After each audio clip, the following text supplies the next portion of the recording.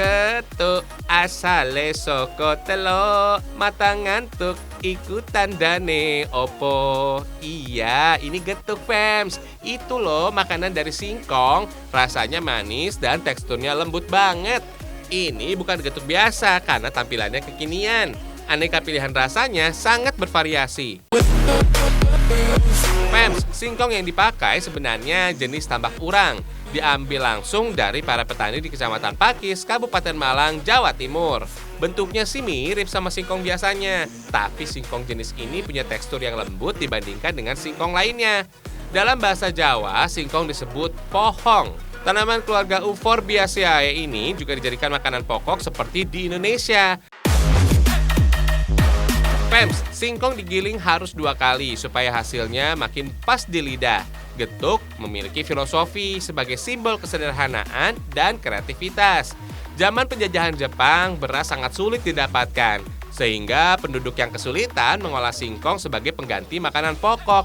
Suatu saat dibuatlah getuk sebagai inovasi olahan singkong agar orang nggak bosan memakannya. Singkong punya banyak manfaat loh, bukan hanya sebagai sumber energi. Getuk juga mengandung senyawa bioaktif. Itu loh senyawa kimia yang bisa menjaga kesehatan karena bisa mencegah penyakit jantung dan kanker.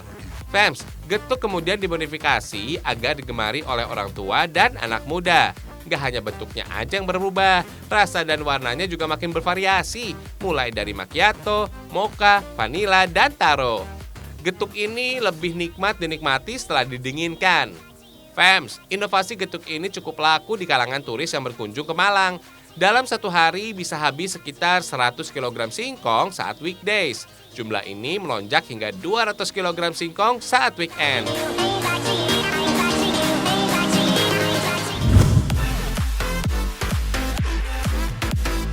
Sekilas tampilannya kayak bolu gulung. Sebenarnya ini wingko, bentuknya bulat-bulat tanpa topping. Kudapan kekinian ini mendapat julukan wingko roll. Wah, wingko babat yang dikenal makanan jadul naik kelas nih, jadi makin hits deh. Fems, wingko kekinian ini bahan bakunya masih dari kelapa kok. Teksturnya juga masih agak basah. Cara bikinnya kelapa parut dicampur dengan tepung ketan supaya teksturnya nggak mudah hancur. Wingko jadi kudapan favorit banyak orang karena teksturnya yang khas, yaitu kenyal dan pulen. Tambahan tepung ketan kayak gini bisa bikin perut cepet kenyang loh. Soalnya tepung ketan punya zat pati dan amilopektin yang tinggi. Kalau biasanya wingko dicetak dalam bentuk bulat, kali ini kita pakai loyang kotak jumbo. Satu loyang kayak gini bisa untuk 2 porsi kok. Fems, olahan tepung ketan nggak boleh dimasak terlalu lama agar kuenya tidak pecah dan berubah bentuk. Soalnya tepung ini punya sifat yang cepat masak. Jangan lupa kasih topping Fems. Coklat bisa menambah rasa dan perekat wingko ketika digulung. Ketika digulung, usahakan jangan sampai ada lubang udara sama sekali. Oh iya, wingko ternyata bukan makanan asli warga Semarang. Si manis ini datang dari salah satu kecamatan yang ada di Lamongan, Jawa Timur, yaitu Kecamatan Babat. Katanya di Kecamatan Babat ini ada seorang warga Tionghoa yang tinggal dan bekerja sebagai penjual wingko. Kemudian ia hijrah ke kota Semarang dan menjajakan wingko di sekitar stasiun Semarang. Nggak sangka wingko Babat disukai masyarakat setempat. Makanya wisatawan yang sedang berkunjung ke Semarang menjadikan wingko ini sebagai buah tangan untuk orang tersayang. Hihihi.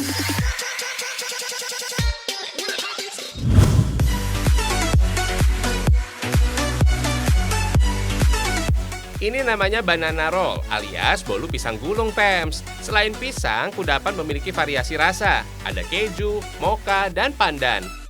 Oh iya, kudapan ini salah satu olahan pisang yang dibalut dengan cake alias bolu gulung dan dicelupkan coklat di kedua sisinya. Harus langsung habis disantap ya Fems. Pisang gulung gak tahan lama karena gak pakai bahan pengawet dan dibuat dari buah segar. Sebenarnya sih kue ini hampir sama dengan kue bolu pada umumnya. Bedanya cuma tahap finishingnya aja. Katanya inovasi kudapan ini udah ada sejak tahun 1999. Pisang yang dipakai untuk kudapan ini jenis pisang Raja Bulu Fems. Soalnya memiliki aroma yang harum dan rasanya manis daripada pisang Ambon dan pisang tanduk. Sayangnya harga pisang Raja Bulu ini agak mahal, tapi rasanya nggak bakal ngecewain Fems. Mantap lah pokoknya. Manfaatnya juga luar biasa loh. Pisang Raja Bulu mengandung banyak vitamin dan nutrisi yang baik untuk tubuh, mulai dari vitamin A, C, dan magnesium. Uniknya, terdapat dua jenis gula alami yang ada di dalam pisang Raja Bulu ini, mulai dari sukrosa, fruktosa, dan glukosa. Jenis gula ini mudah diserap dan bisa memberikan energi pada tubuh tuh. Pisang yang udah setengah matang ini didiamkan dulu supaya kadar minyaknya berkurang, fams. Setelah dikupas, buang bagian tengah buah pisang yang berwarna hitam dan berserat. Soalnya bisa bikin rasa kue bolu jadi keset. Bahan yang digunakan untuk kue bolu ini masih sama dengan kue sponge. Teksturnya lebih lentur dan gak gampang patah ketika digulung nanti. Lihat nih, bahannya masih sama dengan bolu lainnya. Bedanya jumlah telur yang dipakai harus lebih banyak supaya adonan lebih mengembang, lembut, dan rasanya lebih gurih. Adonan cukup dituang setengah loyang aja. Fams, bolu gulung ini mengandung energi, protein, karbohidrat, lemak, kalsium, dan zat besi. Oh iya, ada vitamin A dan C juga loh. Eits, jangan takut gendut, Fams. Asal nggak makan berlebihan, tetap sehat kok. Tinggal panggang deh. Di Inggris sana, bolu gulung ini disebut dengan Swiss roll. Kalau di Amerika dinamakan jam roll atau jelly roll. Setelah 10 menit dipanggang, kue ini belum bisa dimakan ya. Diamkan sesaat supaya whipped cream nggak meleleh. Fams, karena isiannya dibuat dari keju, maka kudapan ini disebut dengan cheese cream. Keju mengandung kalsium yang baik untuk kesehatan tulang, tapi keju bisa juga memperbaiki mood dan meningkatkan fungsi otak. Oh iya, isian bolu gulung ini harus dibuat merekat ya, supaya nggak ambiar saat dipotong nanti. Kalau kalian suka manis, boleh tambahin meses di atasnya. Langsung digulung deh selagi masih hangat. Kalau udah dingin, kue bolu ini bisa patah dan rusak ketika digulung. Ketika dingin, tekstur kue bolu menjadi lebih padat, Fams. Sebenarnya, bolu gulung ini sudah jadi. Agar lebih cantik, bisa ditambahkan coklat leleh pada kedua sisinya. Fams, kuliner khas Bandung ini dibanderol Rp48.000 per 6 buah banana roll, Fams. Harus langsung dimakan ya, Fams. Soalnya umur kudapan ini hanya 4 hari aja.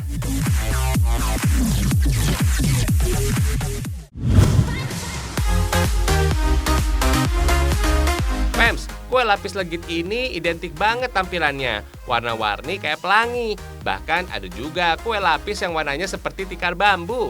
Hebatnya lagi, kue lapis legit ini masuk dalam daftar kue tradisional terlezat di dunia pada tahun 2016. Bikin kue lapis legit ini butuh keterampilan dan kesabaran yang tinggi tuh. Adonannya harus dibuat secara berlapis dan dipanggang secara berulang.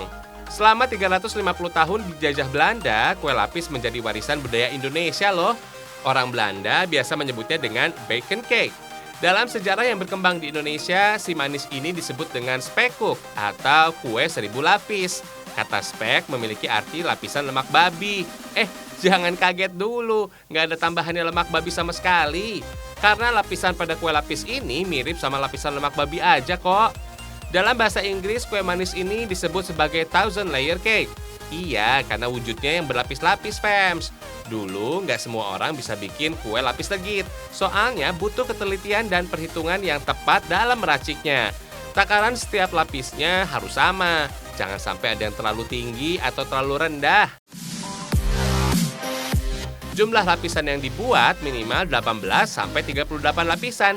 Bayangin aja, buat satu kue ini bisa mencapai 7 jam lamanya. Wah, kudu harus sabar nih.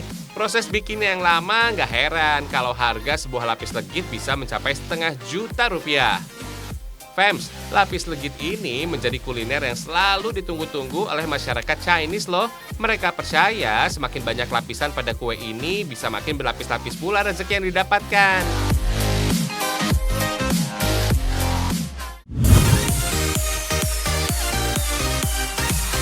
Kenalin nih kue lapis lidah buaya. Rasanya dijamin enak loh. Fams, lidah buaya mengandung vitamin A, B1, B2, B3, B12, C, dan E.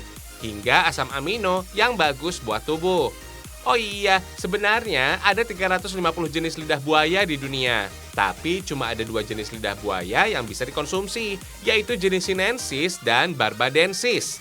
Yang lebih sering dikonsumsi sih berjenis sinensis. Dagingnya lebih tebal dan memiliki serat yang lebih sedikit dibandingkan jenis barbadensis. Lidah buaya jenis sinensis juga memiliki lendir yang lebih sedikit. Aromanya tidak sekuat barbadensis. Oh iya, aloe vera atau lidah buaya masuk ke Indonesia sejak abad 17. Awalnya lidah buaya hanya digunakan sebagai tanaman hias dan obat. Rasanya emang agak pahit, tapi lidah buaya mulai dikembangkan menjadi berbagai olahan sejak tahun 1990. Untuk menghilangkan rasa pahit, lidah buaya cukup dicuci dengan air garam. Dengan cara ini juga bisa menambahkan rasa dan menghilangkan lendirnya. Adonan kue lapis ini sederhana kok. Ada santan, tepung beras, dan tepung kanji. Bukan kue lapis namanya, kalau nggak warna-warni. Hehehe. Tinggal tuang ke dalam loyang aja deh. Lalu panggang selama 20 menit, fams. Eits, masih belum selesai. Bikin lapis ini harus ekstra sabar. Adonan yang sudah setengah matang harus ditambah adonan warna lainnya. Lakukan secara berulang untuk mendapatkan warna-warni yang diinginkan ya. Selain aman dikonsumsi, lidah buaya juga bagus untuk kecantikan. Soalnya lidah buaya mengandung flavonoid untuk peremajaan kulit, serta saponin sebagai antibakteri dan anti jamur. Makanya, lidah buaya juga cocok untuk menyembuhkan luka.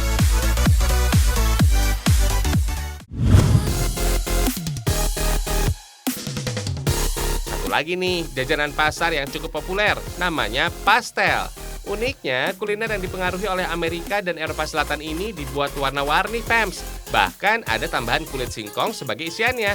Masih nggak yakin juga? Fams, singkong atau ketela pohon adalah tanaman pangan berupa perdu. Singkong memiliki nama lain ubi kayu. Tanaman yang masuk dalam jenis umbi-umbian ini banyak tumbuh di Indonesia, fams. Kandungan karbohidratnya cukup besar. Makanya sering dijadikan makanan alternatif pengganti nasi. Nggak cuma daging singkongnya aja, kulitnya juga bisa disulap jadi olahan yang gak kalah nikmat.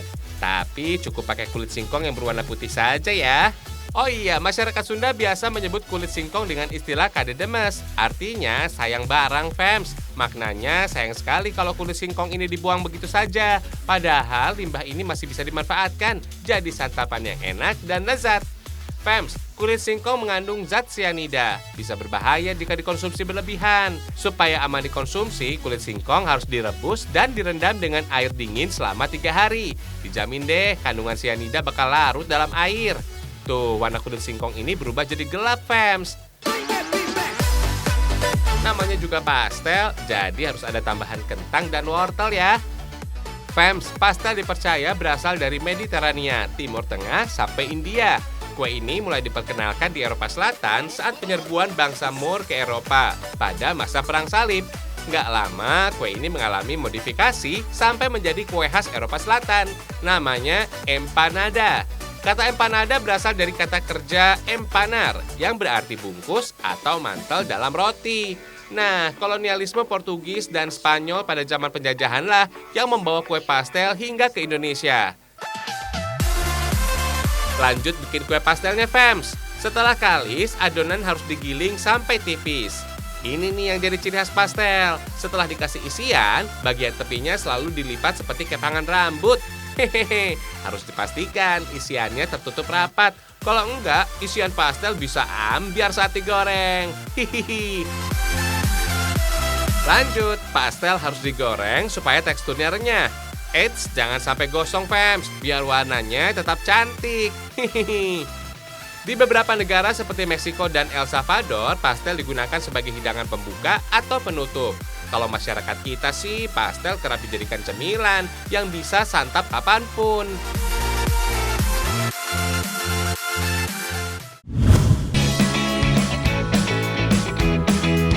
Kembang goyang ini masih tetap eksis sampai sekarang. Si bulat kekinian ini dibalut topping. Sekilas bentuknya mirip sama kue sarang laba-laba. Kudapan ini asalnya dari Betawi. Dulu kue berbahan dasar tepung beras atau tepung ketan ini dulunya hanya disajikan pada saat Hari Raya Idul Fitri. Sayangnya jajanan ini mulai ditinggalkan karena kalah bersaing dengan kuliner kekinian. Tapi kudapan ini wajib ada dalam acara adat masyarakat Betawi. Istilahnya pesta kurang lengkap tanpa kehadiran kembang goyang. Supaya rasanya makin manis, bisa tambahkan wijen ya fams. Oh iya fams, kembang goyang sebenarnya kuliner Cina peranakan. Camilan ini bisa dibilang sejenis crackers karena renyah, manis, dan gurih. Asal kata kembang goyang karena bentuknya yang menyerupai kelopak kembang fams. Dalam proses pembuatannya harus digoyang-goyang supaya adonan terlepas dari cetakan. Oh iya fams, kue kembang goyang ini ternyata ada juga di Pulau Sumatera dan di Bali. Tapi namanya berbeda. Di Sumatera, camilan ini dikenal dengan sebutan kue kembang loyang. Biasanya disajikan sebagai kue lebaran untuk para kerabat dan tamu ketika bersilaturahmi. Bagi masyarakat Bali yang mayoritas beragama Hindu, kue ini juga disajikan sebagai sajian di hari raya keagamaan. Tuh, kembang goyang aja bisa bertransformasi mengikuti perkembangan zaman. Nggak ada salahnya kalau kalian tetap melestarikan kebudayaan Indonesia ya.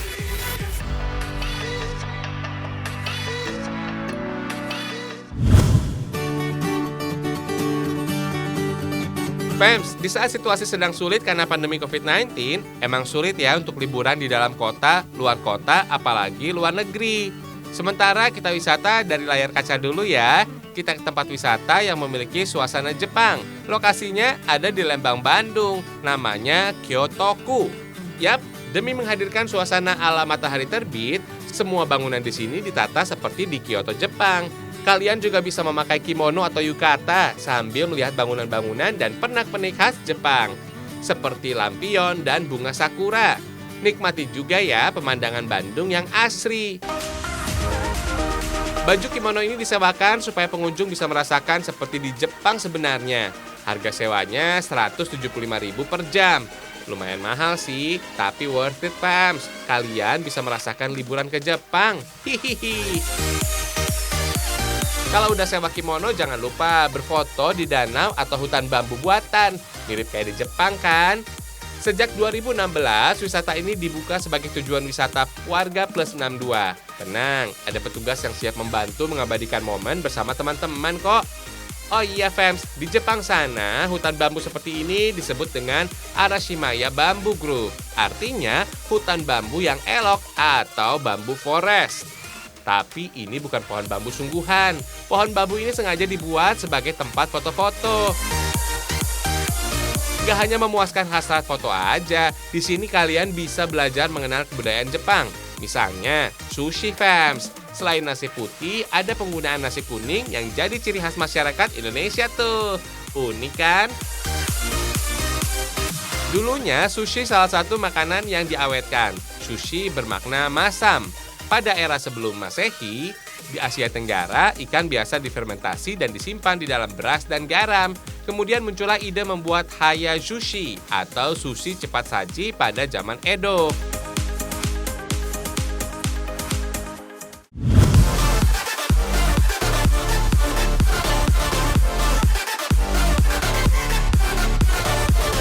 Lihat nih, kacamata ini dibuat dari pengrajin asal Bali. Hebatnya, kacamata ini sudah dipasarkan sampai ke luar negeri. Bukan cuma modelnya saja yang keren, bahan dasarnya juga ramah lingkungan, fams. Kacamata ini memakai limbah skateboard. Cara bikinnya, buat pola sesuai ukuran pemesannya. Jadi, satu model kacamata ini punya berbagai ukuran tuh, supaya lebih nyaman dipakai. Papan skateboard bekas ini awalnya dipilih dengan kondisi kayu yang masih kuat dan bagus. Oh iya, papan skate memiliki 7 layer. Setiap layer punya warna yang berbeda. Inilah yang menjadi penanda tiap brand papan skate. Fams, satu papan skate ini bisa menghasilkan 4 hingga 5 kacamata. Semuanya tergantung sama papan skate sih. Kayu yang umumnya digunakan untuk papan skate adalah jenis kayu maple. Kayu maple dipilih karena tahan terhadap 4 musim. Makanya kayu nggak gampang rusak atau bergerak. Oh iya, kayu maple juga nggak terlalu berat, fams. Kalau yang ini sih disebut dengan shaping atau pembentukan fams. Proses ini untuk mendapatkan detail lekukan dari kacamata. Nggak heran ya, satu kacamata ini bisa dibuat kurang lebih 1-2 minggu. Proses bikinnya juga dikerjakan tanpa mesin alias manual agar hasilnya lebih sempurna. Fams, setiap jenis papan skateboard udah punya alur warna yang berbeda-beda. Jadi nggak perlu dicat atau ditambahkan warna lainnya. Cuma dibutuhkan varnish untuk memberikan efek mengkilap. Mau kacamata dengan lensa gelap? Bisa. Atau mau dibuat kacamata baca? Tinggal pilih sesuka kalian ya.